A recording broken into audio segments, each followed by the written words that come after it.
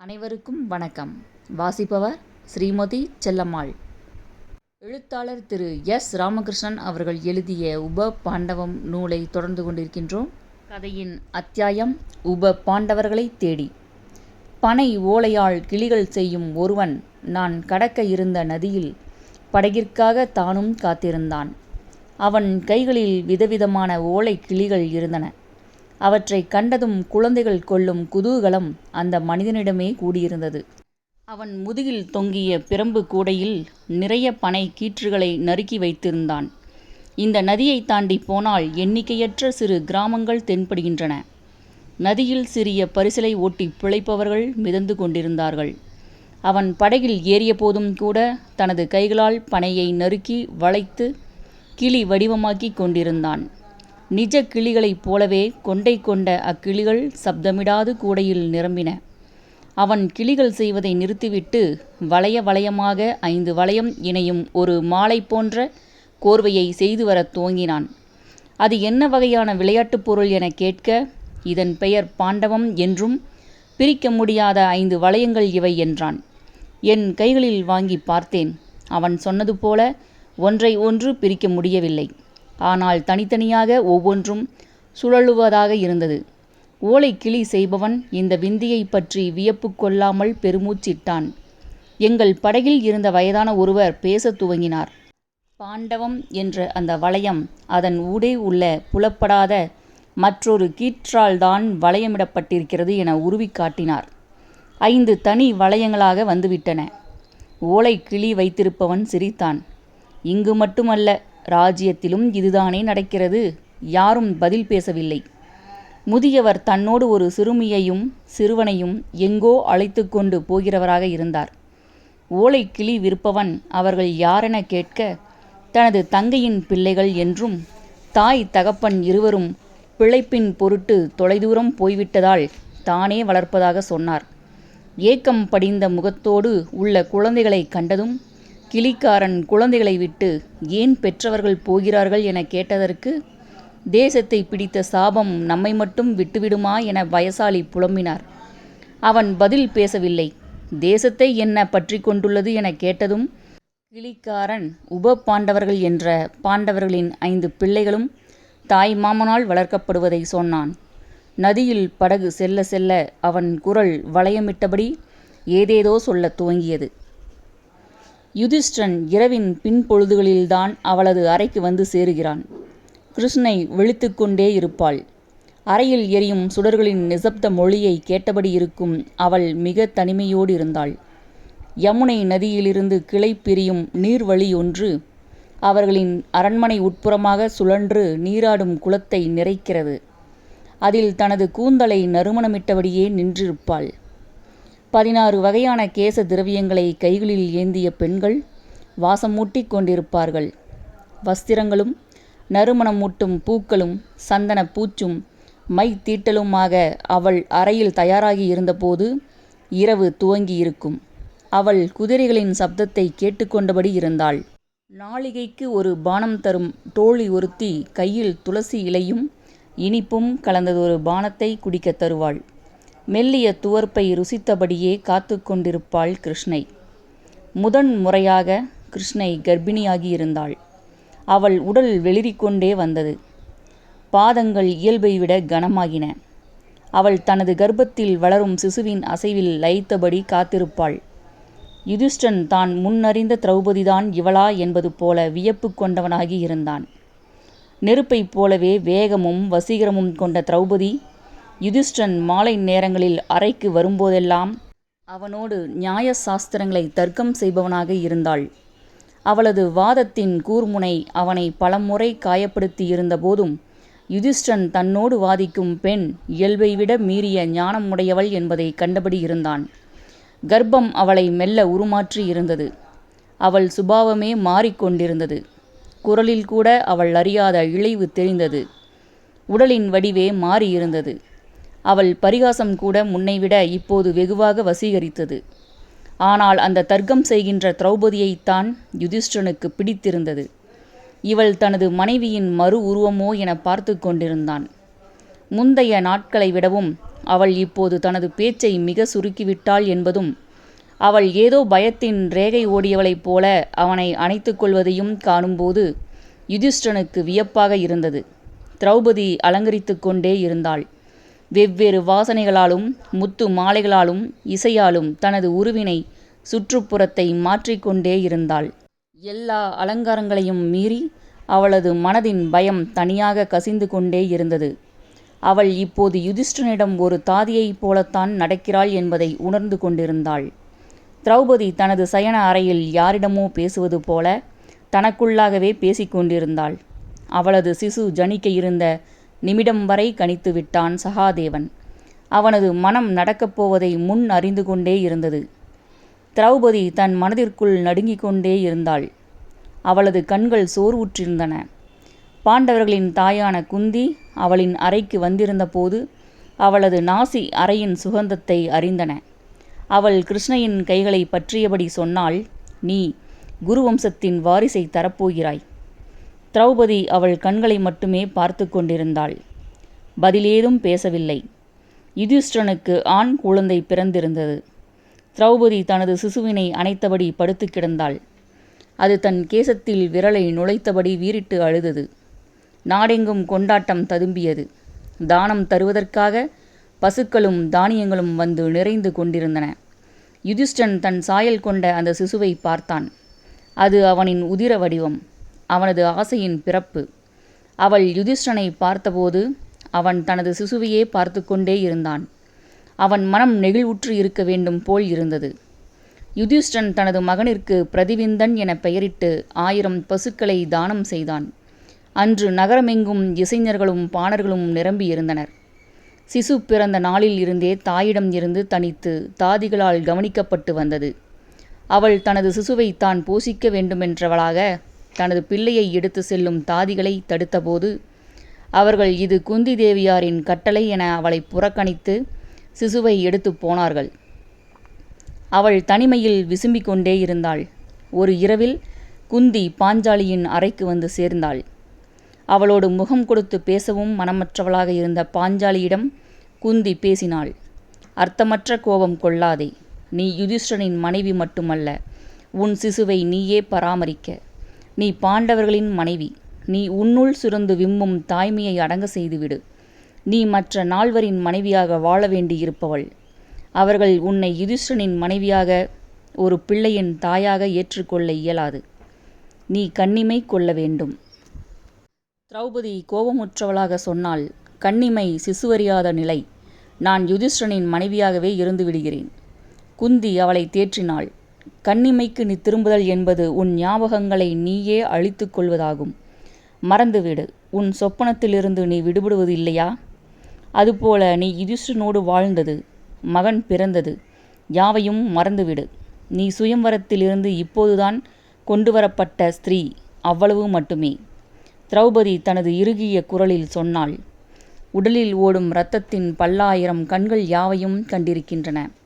ஞாபகத்தினை நான் அழித்து கொள்ள இயலாது.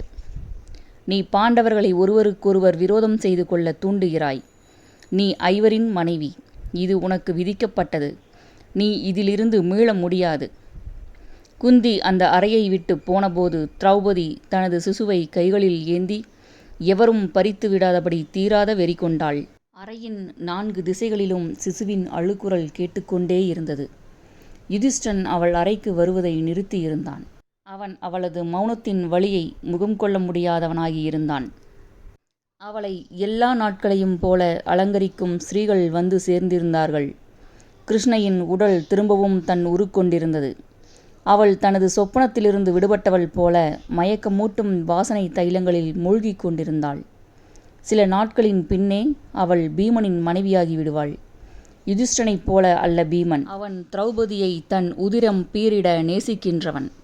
தான் பீமனின் மனைவியாகவே வாழ்ந்துவிட முடியும் என்று மனதை திருப்பிக் கொண்டிருந்தாள். யுதிஷ்டன் தன் தாயை காண வந்திருந்தான். அவள் யுதிஷ்டனை காண விரும்பியிருந்தாள். அறையிலிருந்து தோழி பெண்கள் வெளியேறினர். குந்தி யுதிஷ்டனிடம் சொன்னாள், நீ கிருஷ்ணையின் அறைக்கு போய் அவளோடு சமாதானம் கொள். நாளை அவள் பீமனுக்கு உரியவள். அவள் தனது குழந்தையை பறிகொடுத்தவளைப் போல விசனமுற்றிருக்கிறாள். யுதிஷ்டன் சொன்னான், நான் அவளை நேர்கொள்ள முடியாது. அவள் என் துயரினை பீறிட செய்கிறாள். நான் என் குழந்தையோடு இந்த தேசம் விட்டு எங்காவது சென்று விடுகிறேன். தாயின் வெம்மையில்லாத குழந்தை மிகவும் வேதனைக்குரியது. குந்தி அவனை ஆறுதல் படுத்தினாள். யுதிஷ்டிரா, நீ பெண்களை அறியாதவன். விருட்சம் பூப்பதைப் போலத்தான் அவர்கள் குழந்தைகளை புஷ்பித்து கொண்டிருப்பார்கள். மரத்தோடு பூக்கள் இருந்து கொண்டேவா இருக்கும்? அவை காற்றோடும் மண்ணோடும் பறிப்பவர் கையிலும் சென்று சேர்வதில்லையா? எந்த செடியும் தனது பூக்களை தானே வைத்துக் கொள்வதில்லை. பூப்பதை தனது இயல்பாகவே செய்கின்றன. யுதிஷ்டன் தாயின் முகத்திற்கு எதிராகவே பேசினான். என் குழந்தைக்கு இனி தாயில்லை, தகப்பன் மட்டும்தானா? குந்தி அவனை எதிர்கொள்ளாமலே சொன்னாள், இந்த குழந்தை இங்கே இருக்கும் வரை அதன் ஞாபகம் உங்களை சுற்றி கொண்டே இருக்கும். தனது குழந்தையின் வாசனையை அறிந்தால் கூட கிருஷ்ணை உருமாறி விடுவாள். யுதிஷ்டிரா, நீ உன் மகனை எனக்கு தந்துவிடு. நான் உனது மகனின் தாய். அவன் பதில் ஏதும் பேசாமல் திரும்பி போயிருந்தான். சில நாட்கள் பிந்திய பகலில் கிருஷ்ணை யுதிஷ்டனின் அறையிலிருந்து மாறி பீமனின் அறைக்கு போய்விட்டாள். அதே மாளிகையின் வலப்புறமாக அவளது அறை இருந்தது. திரௌபதி தனது சகோதரனை நீண்ட நாட்களுக்கு பின் பார்க்கிறாள். அவன் தானும் வேதனையுற்று இருப்பதை மறைத்தவனாக பீமனோடு விருந்து புசித்து கொண்டிருந்தான். பீமனின் அறைகள் விசாலமாக இருந்தன. ருசிமிக்க பதார்த்தங்கள் நிறைந்திருந்தன. கிருஷ்ணை நிறைய பூக்களை சூடியிருந்தாள். அவள் கண்கள் சகோதரன் தன்னோடு பேச விரும்பும் ஏக்கத்தினை கண்டு கொண்டே இருந்தன. பீமன் திருஷ்டியுத்தமனோடு மல்யுத்தம் பற்றி பேசிக்கொண்டே இருந்தான். உற்சாகமற்ற உரையாடல் நீண்டு கொண்டே இருந்தது. தனது சகோதரியின் பொருட்டு கொண்டு வந்திருந்த முத்து மாலைகளையும் வஸ்திரங்களையும் தந்துவிட்டு புறப்படும்போது சொன்னான், பிரதிவிந்தன் இனி எனது மகன். நான் கொண்டு செல்கிறேன். நீ யாவும் மறந்துவிடு. அவள் பிரிந்து செல்லும் சிசுவின் நினைவு மேலிட தனது சயன அறைக்கு சென்று விசும்பிக் கொண்டிருந்தாள்.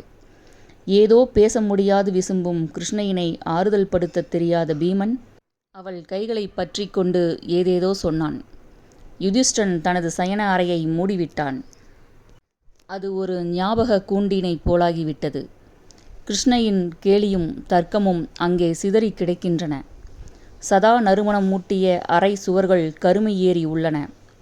சிசுவின் குரல் அறையின் காற்றில் படிந்துள்ளது. அந்த விளக்குகளில் மினுக்கம் யாவும் அறிந்தே தொடர்கின்றன. யுதிஷ்டன் தன்னை ஒடுக்கி கொண்டு விட்டான். நியாய முறைகளும் தேச பரிபாலனங்களும் மட்டுமே அவன் கவனத்தில் இருந்தன. அவன் அதே அரண்மனையின் வலப்புறத்தில் பீமனின் அறைகளுக்குள் சிரிப்பு கொள்ளும் திரௌபதியை கூட விலக்கியபடியே வந்தான். பீமனின் குழந்தைக்கும் அவள் தாயானாள். பீமன் தனது நாட்கள் கடந்து போனதே என மீறிய ஏக்கத்தோடு சுதசோமன் என்ற தன் குழந்தையை பார்த்து கொண்டே இருந்தான். தனது வலிய ஸ்திரீயான இடும்பியின் பிள்ளை போல அல்ல இவன். மெலிவான திரௌபதியின் சாயையே கொண்டு சிசுவாக இருந்தான். தான் திரௌபதியை விட்டு தனிமையில் வாழ்ந்திட முடியாது என பீமன் தாயோடு விசும்பினான். அவள் பீமனை தேற்றினாள். எந்த மாறுதலும் இன்றி பீமனின் மகனையும் திரௌபதி சில நாட்களின் பின்பு பிரிந்து போனாள். அது அவளுக்கு இரண்டாவது சொற்பனம் போல கலைந்து போனது. தனது உதிரத் தொடர்பை விட்டுத்தராத திருஷ்டியுத்மன் சகோதரியின் குழந்தையை கொண்டு சென்றபடி பாஞ்சாலம் திரும்பிக் கொண்டிருந்தான். அர்ச்சுனனோடும் நகுல சகாதேவர்களோடும் என தனித்தனியாக வாழ்ந்து அவர்களின் கர்ப்பம் தாகி ஸ்ருதகீர்த்தி, ஸ்தானிகன், ஸ்ருதசர்மா என 3 பையன்களையும் பெற்றவளாக தனித்திருந்தபோது அவள் இனி தான் எவரின் மனைவியும் அல்ல, ஐவரின் தாய் என்பது மட்டுமே நினைவில் கொண்டாள். பாஞ்சாலியின் 5 பிள்ளைகளும் தாய்மாமன் வீட்டில் வளர்க்கப்பட்டனர். அவள் தன் பிள்ளைகளை காண்பதற்காக வந்திருந்தாள். உருவ சாயல் கொண்ட போதும் தகப்பனைப் போல இல்லாது பெண் அமைப்பைப் போல உடல் கொண்ட அந்த சிறுவர்கள் தாயின் மனத்தையும் நெருக்கத்தையும் அப்போதுதான் உணர்ந்தார்கள். அவள் தன் பிள்ளைகளோடு சேர்ந்து உறங்கினாள். மிகுந்த ஆறுதலும் சாந்தியும் பெருகின நாட்களாக இருந்தன அவை. இனி தன் பிள்ளைகளின் தாயாக மட்டுமே இந்திரபிரஸ்தத்தில் வாழ வேண்டுமென முடிவு கொண்டவளாக இருந்தாள். தனது பிள்ளைகளோடு இந்திரபிரஸ்தம் திரும்பிய கிருஷ்ணையின் இயல்புகள் மாறியிருந்ததை அவர்கள் கண்டிருந்தார்கள். அவள் தனது அறையின் ஒரு புறத்தை எடுத்துக்கொண்டாள். நீண்ட நாட்களுக்குப் பிறகு அவள் யுதிஷ்டனை காண வேண்டி வர சொல்லியிருந்தாள். யுதிஷ்டன் அவளை மிக தயக்கத்துடன் தான் சந்தித்தான். நான் ஐவரின் தாய். நீங்கள் இனி உங்கள் பகுதியானவர் படி எவர் விரும்பினாலும் என் அறைக்கு உரியவராகலாம். யுதிஷ்டன் ஒத்துக்கொண்டு விட்டான். ஆனாலும் அவன் ஞாபகத்தில் அவள் ரணம் இருந்து கொண்டே இருந்தது. யுதிஷ்டன் சொன்னான், கிருஷ்ணை, நீ இனி எங்கள் ஐவரோடு சேர்ந்து இருந்தாலும் நீ விரும்பினால் மட்டுமே நாங்கள் உன் கணவராக இருக்க முடியும். கிருஷ்ணை தன் இயல்பை ஒடுக்கி கொண்டு விட்டாள். அவளிடம் துளிர்க்கும் வேடிக்கைகள் அடங்கிவிட்டன. அவள் தனது பிள்ளைகளின் வழியே உலகத்தினை காணத் துவங்கிவிட்டாள். அரண்மனையின் தூண்களுக்கு இடையே தனது பிள்ளைகள் கூச்சலிட்டு ஓடுவதை காண்பதும் அவர்கள் உறக்கத்தில் சிரிப்பதை அறிவதுமே அவளுக்கு போதுமானதாக இருந்தது. யுதிஷ்டன் தவிர மற்றவர்கள் திரௌபதியை தவிர்த்தும் சில ஸ்திரீகளை மணந்து கொண்டார்கள். யுதிஷ்டன் தான் திரௌபதியின் கணவனாகவே மட்டும் வாழ முடிவு கொண்டு விட்டான். அர்ச்சுனன் வசீகரம் தூண்டக்கூடிய திரௌபதிக்காக அவன் காத்து கொண்டே இருந்தான். திரௌபதி தனக்கு உரியவள் என்பதை அவன் மனம் அரற்றிக்கொண்டே இருந்தது. அவள் பருவ காலத்தைப் போல சில நாட்கள் தன்னிடம் தங்கி பிரிந்து போனதன் வேதனை அவனால் தாங்கிக் கொள்ள முடியாமல் இருந்தது. அவன் திரௌபதியிடம் இருந்து விடுபட விரும்பினான். அவளின் தொலைவு எதிர்கொண்டபடி இருக்கும் வரை தனது ஆசைகளும் கற்பனைகளும் எரிந்து கொண்டே இருக்கும் என்பதால் அதை முறித்துவிட விரும்பினான். நீண்ட பகலில் அவன் மிதமின்றி குடித்தவனாக இருந்தான். பெண்களின் நடனமும் இசையும் அவனை தூண்டிக்கொண்டே இருந்தன. வெயில் திடீரென மறைந்து வானம் மூடிக்கொண்டு காற்றோடு மழை கடந்து போனது. அர்ச்சுனன் தனது குதிரைகளோடு வெளியே புறப்பட்டான். மழையின் சீற்றத்திற்குள் சுற்றி அலைந்தவனாக தனது வெம்மையை தணிக்க முயன்று தோற்று அரண்மனை திரும்பிய போது மெல்லிய மஞ்சள் வெயிலடித்து கொண்டிருந்தது. அறைக்குள் எவரோ நடந்து செல்வது போல வெயிலின் நடமாட்டம் நீண்டு கொண்டிருந்தது. தாபம் மீறிய அர்ச்சுனன் யுதிஷ்டனின் அறையை நோக்கி போனான். சிரிப்பொலி, பகலில் யாரோடோ பேசி சிரிக்கும் சிரிப்பொலி கேட்டது. யுதிஷ்டன் தனது அறையில் இல்லை என்பதை அறிந்தவனாக கிருஷ்ணையின் அறைக்குள் பிரவேசித்தான். அவள் சோழி விளையாடிக் கொண்டிருந்தாள். சோழிகள் சிதறி வீழ்ந்தன. அவள் அர்ச்சுனனை விலக்கி நின்றபோது தன் கோபம் மீறிய அர்ச்சுனன் அவளை தன் வசமாக்கிட முயன்றபோது அவள் நிமிட நேரத்தில் யுதிஷ்டனின் மனைவியாகி கொண்டு வருவதை உணர்ந்தவளாக தன் உணர்வு கொண்டு அவனை விட்டு பிரிந்து அவனை போக சொன்னாள். அர்ச்சுனன் ஆசையின் மேலிட்டில் நின்றபோது யுதிஷ்டன் தன் அறைக்கு திரும்பியிருந்தான். அர்ச்சுனன் வெளியேறி கடந்து விட்டான். யுதிஷ்டன் கிருஷ்ணையின் அறைக்கு சென்ற பிறகு அதே சிரிப்பொலி கேட்டது. அர்ச்சுனன் தான் இங்கிருந்து இனி விடுபட்டு அலைய வேண்டுமென விரும்பியவனாக அவன் யுதிஷ்டனின் அறைக்குள் பிரவேசித்தான். சோழிகளை கைகளில் உருட்டிய யுதிஷ்டன் சலனமற்றவனாக சகோதரனிடம் என்ன தேவையென கேட்டபோது அவன் தனது அஸ்திரங்களை தேடுவதாக சொல்லி கிருஷ்ணையை நேர்கண்டான்.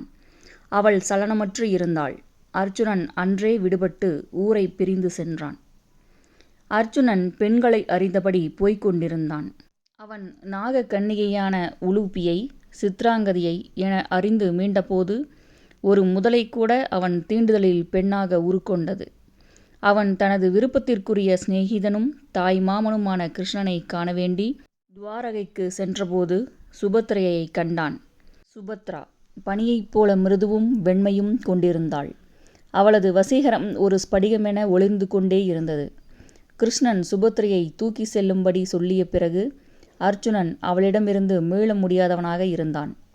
சுபத்திரை அர்ச்சுனனிடம் சொன்னாள், நான் உங்கள் ஒருவருக்கு மட்டுமே மனைவியாக இருப்பேன்.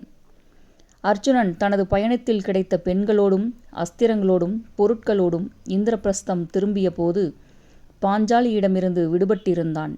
காலம் சுழன்று திரும்பியது. யாவற்றையும் சூதில் இழந்த பின்னர் அவர்களிடம் மிஞ்சியது குழந்தைகள் மட்டுமே. அதை பணயமாக வைத்து ஆடுவதை நினைக்கக்கூட எவரும் தயாராக இல்லை. யாவற்றையும் இழந்தனர். அவமானத்தாலும் தீராத வேதனையாலும் நிரம்பிய கிருஷ்ணை ஐவரையும் மீட்டு வந்தாள். அவர்கள் திரும்பவும் தங்களை தோற்றுப்போக செய்தனர். அவர்கள் வனவாசம் செல்வதென முடிவான பின்னாளில் தன் குழந்தைகளை அவள் தனது சகோதரனிடத்து அனுப்பிவிட்டாள். அவர்கள் தங்கள் சொந்த வீட்டிற்கு திரும்புவது போலவே வில்லாளியும் வீரனும் தாய் மாமனுமான திருஷ்டுத்மன் வீட்டிற்கு சென்று சேர்ந்தார்கள். கிருஷ்ணன் நீண்ட நாட்களுக்குப் பிறகு பாண்டவர்களின் அந்த 5 சிறுவர்களையும் பார்த்து கொண்டிருந்தான். கிருஷ்ணனின் மகன் பிரத்யும்மன் உள்ளிட்ட அரச குமாரர்கள் திருஷ்யுத்தமனிடம் தனுர்வேதம் அறிந்து கொண்டிருந்தார்கள். தாயை கொண்டிருந்த அந்த 5 சிறுவர்களும் பாண்டவர்களைப் போலன்றி தனி நபர்களாகவே இருந்தனர். ஒவ்வொருவரும் தனி இயல்பும் குண வேறுபாடுகளும் கொண்டிருந்தனர். அவர்கள் அஸ்திர பயிற்சிகளிலும் குதிரை ஏற்றங்களிலும் ஈடுபாடு கொண்டவர்களாக இல்லை. பண்டிதர்களைப் போல மந்திரங்களை கற்றுக்கொள்ளவும் நியாய சாஸ்திரங்கள் சூத்திரங்களை அறிவதிலுமே ஆர்வம் கொண்டிருந்தனர். அவர்கள் பீஷ்மனை விடவும் விதுரனையே தங்களது விருப்பத்திற்குரிய தாத்தாவாக கொண்டிருந்தார்கள். விதுரன் அவர்களின் பாண்டித்தியம் அறிந்து ஆசை தீர பாராட்டும் போதெல்லாம் திருஷ்யுத்தமன் கோபம் கொண்டான். இவர்கள் பண்டிதர்களாகி வேதம் சம்பாதம் என வளர்ந்துவிட்டால் பின் சத்திரியர்களாக எப்படி இருப்பது? என் சகோதரியின் புத்திரர்கள் எவருக்கும் வில்லை ஏந்தும் பலம் கூட இல்லையே. விதுரன் அவனை சாந்தம் கொள்ள செய்வான். அவர்கள் தனது மனதால் வளர்கிறார்கள், உடலால் அல்ல. அது அவர்களை நீ நினைப்பதை விடவும் வலியவர்களாக்கும். அந்த சிறுவர்கள் தாய் மாமனின் ஆசைக்கும் விலக்க முடியாத கட்டுப்பாட்டிற்கும் உட்பட்டவர்களாக தொடர்ந்து அஸ்திரம் பயின்று கொண்டிருந்தார்கள். கிருஷ்ணன் அவர்கள் யாவரிலும் ஒரு பெண் அம்சம் ஓடுவதைக் கண்டபடி தானே சிரித்து கொண்டான். பீமன் தனது மகன் சுதசோமனை காண வந்திருந்தான். தன்னை விடவும் தனது புத்திரன் பலசாலியாகவும் கதாயுதத்தில் பெரிய வீரனாகவும் வளர்க்கப்பட வேண்டும் என்ற ஆசை அவனிடம் இருந்தது. அவன் திருஷ்யுத்தமனின் அரண்மனைக்குள் வந்து விருந்துண்டு மகனை காண போனபோது அதில் தன் மகனை அவன் அடையாளம் கண்டபோது மற்ற சிறுவர்கள் வெட்கமடைந்தனர். பீமன் தன் மகனை தனது தொடைகளில் ஏறி அமர சொன்னான். அது அந்த சிறுவர்களுக்கு மிக வேடிக்கையாக இருந்தது. அவன் தனது மகனின் புஜபலத்தை அமுக்கியபோது உடலில் சதைப்பற்றே இல்லாததைக் கண்டான். எல்லா சிறுவர்களையும் போலவே தனது மகனும் அஸ்திர பயிற்சியில் மட்டுமே ஆர்வம் காட்டுவது ஏமாற்றம் தருவதாகவே இருந்தது. அவன் மகனின் வயிற்றை பிடித்து பார்த்தான். பூஞ்சையாக இருந்தது. தனது கதாயுதத்திற்கான வாரிசு இவனல்ல என மனம் உடைந்தவனாக பீமன் அவனை விளையாட அனுமதித்தான். அவனோடு விளையாடும் சிறுவர்கள் பரிகசித்தனர். பீமன் திருஷ்யுத்தமனிடம் சொன்னான், இவன் கிருஷ்ணனின் மகன், என் மகனாக வளரவில்லை. இவனால் கதையை ஏந்துவது கூட இயலாது. அவனது குரலில் ஒலித்த ஏக்கமும் வேதனையும் கண்ட திருஷ்யுத்தமன் பரிகாசம் செய்தான். சுதசோமனுக்கு ஓநாய் வயிறு இல்லையே. பீமன் தனது சகோதரர்களை தேடி திரும்பி போகும்போது தன் மகன் எல்லா சிறுவர்களையும் போலவே மெலிந்த சராசரியானவனாக இருப்பதன் வருத்தம் சீறிக்கொண்டே இருந்தது. கானகத்தின் பெருவழியில் தனது மனைவியரோடு வந்திருந்தான் கிருஷ்ணன். பாஞ்சாலியும் கிருஷ்ணனின் மனைவியான பாமாவும் ருக்மணியும் பேசிக்கொண்டிருந்தார்கள். எல்லா நாட்களையும் போல அர்ஜுனனும் பீமனும் விலங்குகளை வேட்டையாட சென்றார்கள். நகுல சகாதேவர்கள் பழங்களை தேடி புறப்பட்டார்கள். யுதிஷ்டன் அதிதிகளான ரிஷிகளை அழைத்து வரப் போயிருந்தான். கிருஷ்ணனிடம் திரௌபதி தன் பிள்ளைகளைப் பற்றி மட்டுமே கேட்டுக்கொண்டிருந்தாள். அவள் கண்கள் ஆசையால் ததும்பிக் கொண்டிருந்தன. அவள் இப்போதே வனத்திலிருந்து விடுபட்டு குழந்தைகளோடு சேர்ந்துவிட ஆசைப்பட்டவளைப் போல இருந்தாள். கிருஷ்ணன் அவளது பிள்ளைகள் பாண்டவர்களை விடவும் பலசாலிகளாக வளர்ந்து வருவதாகவும் அஸ்திரங்களில் நல்ல தேர்ச்சி கொண்டுள்ளனர் என்றும் தெரிவித்தபோது பாஞ்சாலி ஆறுதல் கொண்டாள். திரும்பி வரும்போது கிருஷ்ணனின் மனைவியர் கிருஷ்ணனிடம் சொன்னார்கள், வனஸ்திரீயாகவே மாறிவிட்டாள். தனிமை அவளை உருக்குலைத்து விட்டது. அவள் உதிரம் மட்டுமே கொதிப்பு அடங்காமல் பொங்கிக் கொண்டிருக்கிறது. அவமானத்தின் கரையை நினைத்தபடி. கிருஷ்ணன் பாஞ்சாலி என்ற வலிய ஸ்திரீயின் மனமூர்க்கம் அறிந்தவனாக சொன்னான். அந்த 5வரும் அவளது புலன்களைப் போல அவள் கட்டிற்குள் வசமாகிவிட்டனர். அவள்தான் உடல். அவள் தன் நெருப்பை அவர்களிடம் சுரந்து கொண்டே இருக்கிறாள். 2 சிறுவர்களும் தங்களது தாய் மாமனின் வீட்டிற்கு சென்று விட்டனர். நகுல சகாதேவர்களின் பிள்ளைகளான சுதர்சர்மாவும் ஸ்தானிகனும் மற்ற தேசத்தில் இருக்கும் சல்லியனான தாய்மாமனின் வீட்டிற்கு வசந்த உற்சவத்திற்காக போய்விட்டனர். திருஷ்யுத்தமனின் பிள்ளைகளோடு விளையாடி கழிக்கும் சிறுவர்கள் தங்களுக்கு விருப்பமானவனும் பெண்ணைப் போலவே நளினம் கொண்டவனுமான சிகண்டி மாமாவிடம் அஸ்திரம் கற்றனர். தாங்கள் 5 பேரும் சகோதரர்கள் என்றபோதும் தனித்தனியானவர்கள் என சிறுவர்கள் சிறு வயதிலேயே உணரத் துவங்கியிருந்தனர். அவர்கள் தாய் தகப்பனின் நேசிப்பை முற்றிலும் மறந்து வளர்ந்திருந்தார்கள். எப்போதாவது அவர்களோடு பேசும் திருஷ்டுத்தமன் பாண்டவர்களின் சாகசத்தினை பற்றியும் அவர்களின் வன வாழ்வை பற்றியும் பேசும்போதெல்லாம் சிறுவர்கள் விருப்பமற்றவர்களாக அதை கேட்டுக்கொண்டிருப்பார்கள். ஐவரும் தாயின் மீது மட்டுமே நேசம் கொண்டிருந்தார்கள். எப்போதாவது அவளை நினைத்தபடி துக்கம் கொள்வதுமாக வளர்ந்திருந்தார்கள். வனவாசத்தின் காயம் அழிந்து இந்திரபிரஸ்தம் திரும்பிய போது 13 வருடங்களுக்குப் பிறகு அவள் தனது பிள்ளைகளை பார்த்தாள். யாவரும் தன் சாயல் கொண்டிருப்பது நன்றாக தெரிந்தது. தகப்பனின் மேல் மரியாதை கொண்ட அவர்கள் ஐவரும் வில்லாளிகளாக மாறியிருந்தார்கள். ஆனால் அவர்களை விடவும் சிறந்த வில்திறம் கொண்டவனாக இருந்த அபிமன்யு மீது அவர்களுக்கு சிநேகம் இல்லாமல் இருந்தது. யுதிஷ்டன் தனது மகன் தன்னைப் போலவே நீதி நியாய பரிபாலனம் செய்ய விருப்பம் கொண்டிருந்தான். அவன் மகனோ தன் தேசத்திற்கு உரியவனல்ல, வெறும் பாஞ்சால தேசத்திற்குரிய வில்லாளி மட்டுமே என்றான். காலம் தனது ஒப்பனையை மாற்றிக்கொண்டே இருந்தது. யுவ பாண்டவர்களான தனது பிள்ளைகளை தன்னோடு தங்க செய்துவிட்டாள் அவள். பிள்ளைகள் அணைத்து கொள்ளவும் முடியாதபடி பெரியவர்களாக வளர்ந்து விட்டார்கள். அவர்களின் ஆசைகள் தேவைகள் நிறைவேறாமல் போன ஏக்கங்கள் எதுவும் அவளுக்கு தெரியாது. அவள் தன் சகோதரனையும் அவனது மனைவியையும் நினைத்து கொள்வாள். ஐவரும் தனது பிள்ளைகள் இல்லையோ என்பது போல காரணமற்ற வேதனை கொள்வாள். வாலிபம் மரும துவங்கியிருந்த அவர்கள் தங்கள் தகப்பனைப் போல பெரிய கனவுகள் எதுவுமற்று இருந்தார்கள். இந்த தேசமும் மக்களும் அதன் மழை காற்று வெயில் யாவும் அவர்களுக்கு பழக்கம் இல்லாதவையாக இருந்தன. ஐவரும் சேர்ந்து பயணிப்பதோ திட்டமிடுவதோ கூட நிறைவேறாமல் போனது. அவர்கள் தங்கள் சொந்த இடத்திற்கு திரும்பி போய்விட வேண்டுமென ஆசை கொண்டிருந்தார்கள். அர்ஜுனன் தனது மகனான சிருதகீர்த்தி தன்னைப் போல பெரிய வில்லாளி அல்ல, அவன் தன் தாயைப் போல பலவீனமானவன் என பரிகாசம் செய்தது சிருதகீர்த்தியின் ஆறாத ரணமாக இருந்தது. அவர்கள் விடுபட நினைத்தார்கள். சுபத்ரா திரௌபதியிடம் வந்து சேர்ந்த போதோ ஒரு பணிப்பெண்ணைப் போல தன்னை நடத்தினாலும் போதும் என முறையிட்டாள். திரௌபதி அவள் அர்ஜுனனின் விருப்பத்திற்கு உரியவளாக இருப்பதை தடுக்கவே இல்லை. சுபத்திரையும் மற்ற மனைவியரும் அவரவர் பிள்ளைகளை வளர்ப்பதிலே நாட்களை கழித்த போது திரௌபதி மட்டும் விருட்சங்களின் அடியில் நாட்களை கழித்தாள். நீண்ட நாட்களுக்குப் பிறகு சுபத்ரா திரௌபதியை தேடி வந்தாள். தனது மகன் அபிமன்யுவிற்கும் விராட தேசத்து இளவரசி உத்தரைக்கும் நடக்க இருக்கும் திருமணத்திற்காக திரௌபதியின் சம்மதம் தர வேண்டியவளாக காத்திருந்தாள். அன்று திரௌபதி அர்ஜுனன் பேடியாக இருந்த காலத்தை நினைவு கொண்டவளாக சொன்னாள். இப்போதும் அவர் தன் சுய உரு கொள்ளவில்லை போலும். அர்ஜுனனின் புதல்வன் அபிமன்யு மட்டுமல்ல, சிருதகீர்த்தியும் தான். சுபத்ரா எப்போதும் போல மௌனமாக திரும்பி போனாள். அர்ஜுனன் பாஞ்சாலியிடமிருந்து தன்னை முற்றாக விடுவித்துக் கொள்ள இந்த அஸ்திரத்தை எடுத்தாள். அபிமன்யுவிற்கும் உத்தரைக்கும் நடக்கவிருக்கும் திருமணத்தின் போதே பாஞ்சாலியின் புத்திரர்களுக்கும் திருமணம் செய்துவிடலாம் என. பாஞ்சாலி எதையும் அனுமதிக்க மறுத்தாள்.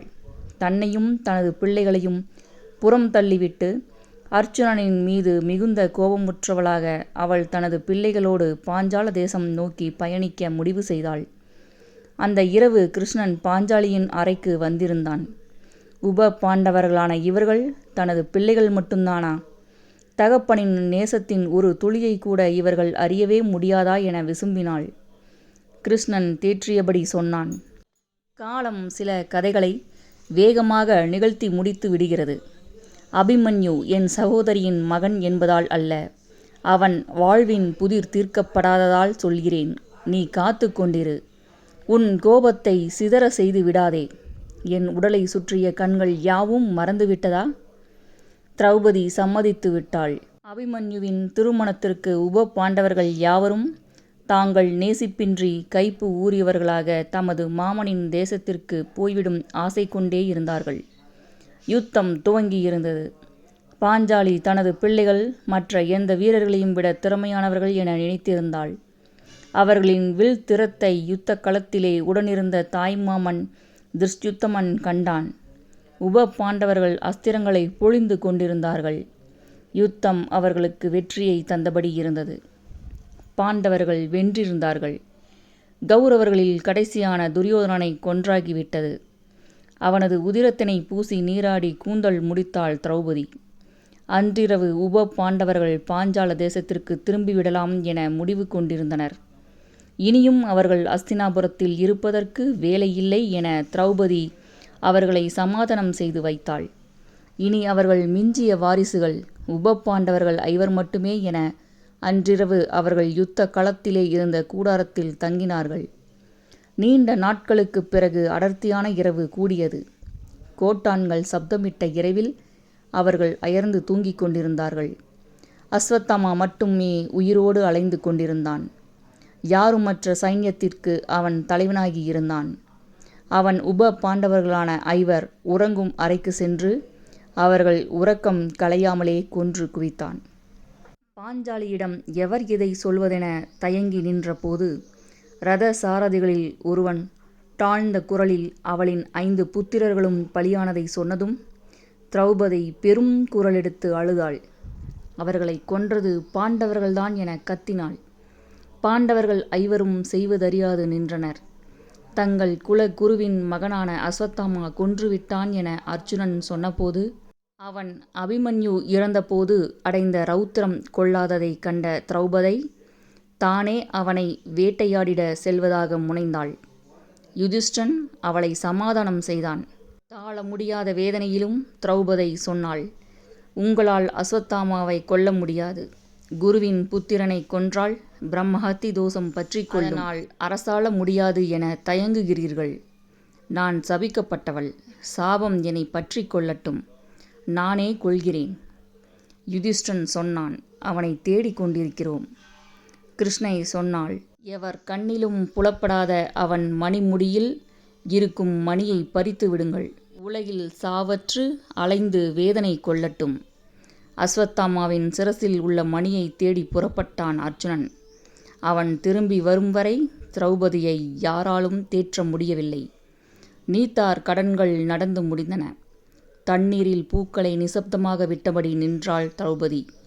தன்னை 5 மணந்து கொண்டது, தான் ஒவ்வொருவருக்காக பிள்ளைகளை பெற்றுத்தந்தது, அவர்கள் வளர்வதை அருகிலிருந்து கவனிக்காமல் விட்டது, வளர்ந்த நாளில் நெருக்கமற்று வாலிபர்களாக விலகியிருந்தது, யுத்தத்தில் வில்லாளிகளாக பறிகொடுத்தது யாவும் ஒரு சொப்பனமாகவே இருந்திருக்க கூடாதா என அரற்றினாள்.